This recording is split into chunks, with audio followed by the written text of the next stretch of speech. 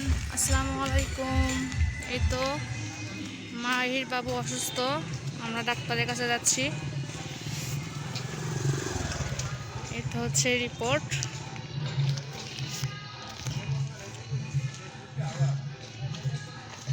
এই তো রিক্সা, আমরা একটু রিক্সায় উঠবো এখন। এই যে আমরা রিক্সায় উঠে গেছি, যাচ্ছি। এই তো আমার ছেলে, আমার অসুস্থ ছেলের বাবা, আমরা যাচ্ছি ডাক্তারের কাছে।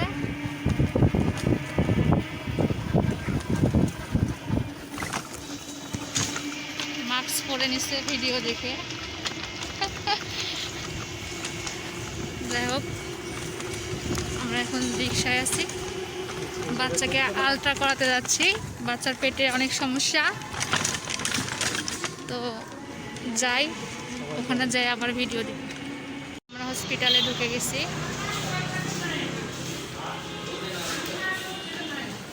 টিকিট নাও। এই যে ওর বাবা বলতেছে, সরি আমি টিকিট বলে ফেলছি, কারণ এখানে তো টিকিট না, আমরা জাস্ট আলট্রা করাবো। আমরা একটা ডাক্তারকে দেখাইছি অলরেডি, সকাল 7টা বাজে। তখন ভিডিওটা দিতে পারি নাই, কারণ তখন তো মানে অনেক সকাল, আর আমরা খুব টেন্স ছিলাম, মানে খুব কান্নাকাটি করছি আমরা সারা রাত। এর জন্য আর কি ইয়ে করতে পারি নাই, ভিডিও দিতে পারি নাই। সবাই এখনও টেনশনে আছি, জানি না আলট্রা রিপোর্ট কি আসবে। সবাই দোয়া করবেন আমার বাচ্চার জন্য। এই যে হসপিটাল, এটা শিশু হসপিটাল। ওই যে হসপিটাল দেখছ, এই যে ফোনের ভিতরে দেখা যাচ্ছে। মাহির বাবুর আলট্রা করা শেষ। মাহির বাবু কান্না করছে, মাহির বাবু একদম কান্না করে শেষ। মাহির বাবুর চেহারা একদম শেষ। বাবা, ব্যথা হচ্ছে তোমার পেটে? ব্যথা হচ্ছে? ব্যথা হচ্ছে না?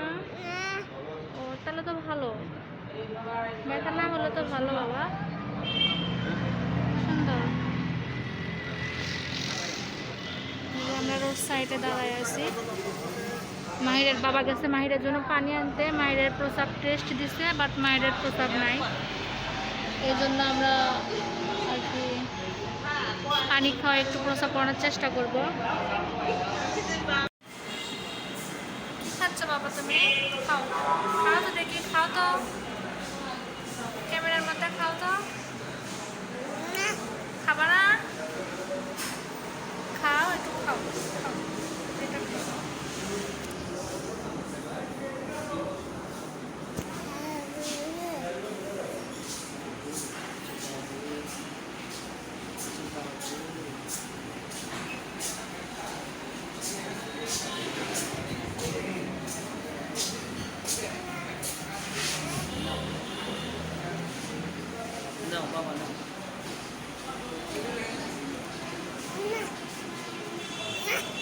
দুষ্টুমি কমেনি, অসুস্থতার দুষ্টুমি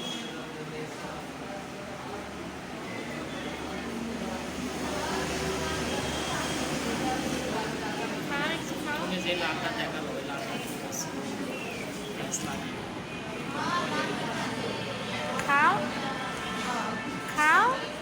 বাবুকে একটু দাও তো দেখি, বাবুকে একটু দাও।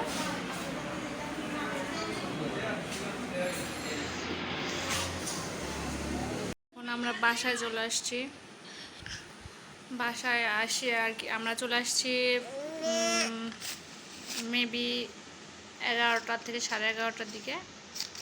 আসার পর আমরা বাসায় ছিলাম। বাসায় ওর বাবা আবার মাহির বাবুর আলট্রা করা হয়েছিল, শুধু ইউরিন টেস্ট করা ছিল না। তো ইউরিন টেস্ট করার জন্য আর কি ও প্রস্রাব করতেছিল না, যার জন্য বাসায় চলে আসা হয়েছিল। ওর বাবা আবার 2টা বাজে অফিসে গেছে, হাফ বেলা ছুটি নিয়েছিল। তো ওর বাবা আবার ওর জন্য ওর ইউরিনটা মানে প্রস্রাবটা হইলে ওর প্রস্রাবটা নিয়ে ক্লিনিকে গেছে। আমরা রাজবাড়ি আদর্শ ক্লিনিকে আর কি আমার বাচ্চার আলট্রা করাইছি। কি বাবা? তো ওখানে ওর বাবা নিয়ে গেছে, যে জাস্ট টেস্টের জন্য দিয়ে টাকা পয়সা সব কিছু দিয়ে চলে গেছে। আমি 4:30 দিকে বাসা থেকে আমার বাবুকে নিয়ে আবার গেছি ওখানে, যে ইউরিনের রিপোর্টটা নিয়ে, আমার বাসায় যে আলট্রা রিপোর্টটা ছিল এটা সহ নিয়ে আমি আবার সকালবেলা যে ডাক্তারকে দেখাইছিলাম 7টার দিকে, ওই ডাক্তারের কাছে গেলাম। ওই ডাক্তার তো অনেক মানে বিকালবেলা তো অনেকেই অনেক চাপ, অবশেষে দেখালাম। অনেকক্ষণ ওয়েট করার পর বাচ্চা তো অনেক কান্নাকাটি করতেছিল, এই জন্য ভিডিও করতে পারি নাই। বাচ্চা অনেক অসুস্থ, মানে পেট একটু পরপর পেট ব্যথা করে, কান্নাকাটি করে। আবার যখন ব্যথা না করে তখন মনে হয় দেখেন দেখে মনে হচ্ছে অনেক সুস্থ, কিন্তু না, ও আসলে অনেক অসুস্থ। আমরা রাতে ঘুমাতে পারি নাই কেউ, এই যে আমাদের চেহারা দেখলেই বোঝা যাবে। তো ও ওষুধ দিল সকালবেলা, সরি কালকে আমরা একটা ডাক্তারকে দেখাইছিলাম, ওটার ভিডিও আসলে আপলোড করা হয়নি বাচ্চা অসুস্থর কারণে। আমি 2 দিন পর আজকে একটা ভিডিও আপলোড করতেছি, কারণ আজকেটাও করার ইচ্ছা ছিল না, তারপরেও ভাবলাম যে একটু শেয়ার করি। তাছাড়া একটু মানে লং টাইম হয়ে যায় যেহেতু আমি নতুন, এই জন্য। তো কালকে একটা ডাক্তারের কাছে নিয়ে গেছিলাম, উনি যে ওষুধগুলো দিছিল সব ঔষধ আজকে চেঞ্জ করে দিছে। আজকে ওগুলো ওষুধ একটাও খাওয়া যাবে মানে খাওয়ানো যাবে না, জাস্ট একবার করে খাওয়াইছি, কাল রাতে খাওয়াইছি। আজকে সকালবেলা আলটা করবো দেখে কোনো কিছু খাওয়াইছিলাম না। আজকে সকালবেলায় কোনো ওষুধ খাওয়ানো হয় নাই। এই যে আমার বাবা ওষুধের বক্স নিয়ে ঘুরতেছে, এখন ঔষধই ঔষধ, পুরো রুম সহ শুধু ঔষধ। আর আমার বাচ্চা শুধু বমি করতেছে, বারবার বমি করতেছে। এখন একটু জ্বর মোটামুটি কম আছে, কিন্তু বমি আর হচ্ছে পেট ব্যথা, এটা হচ্ছে বেশি প্রবলেম। কোথায় ব্যথা বাবা? পেটে ব্যথা? পেটে ব্যথা কোথায় ব্যথা তোমার? ওখানে? এই যে আমার বাবা দেখাচ্ছে এখানে ব্যথা, ভালো হয়ে যাবে বাবা। তো তারপর হয়েছে বাবা, সবাই দেখছে। ওগুলো দেখালাম, ওগুলো চেঞ্জ করে দিল। উনি আবার নতুন করে ওষুধ দিল আজকে থেকে, আবার 5 দিন পর যেতে বললো। মানে বাচ্চা কিছু খাচ্ছে না সারাদিন। আব্বা না, আব্বা কাজে গেছে, সারাদিন কিছু খায় নাই। এখানে ডাকলে আসবে না বাবা। তারপর বললো যে 5 দিন পর আসলে আবার ওষুধ দিয়ে দিব, এটা একসাথে দেওয়া যাবে না। আর মূলত এই প্রবলেমটা হয়েছে যতটুকু বুঝলাম, ডাক্তার বলছে যে পেট খারাপ হয়েছে, মানে পেট খারাপ বলতে কিছু খাইছে বাচ্চা, এটা বললো ডাক্তার।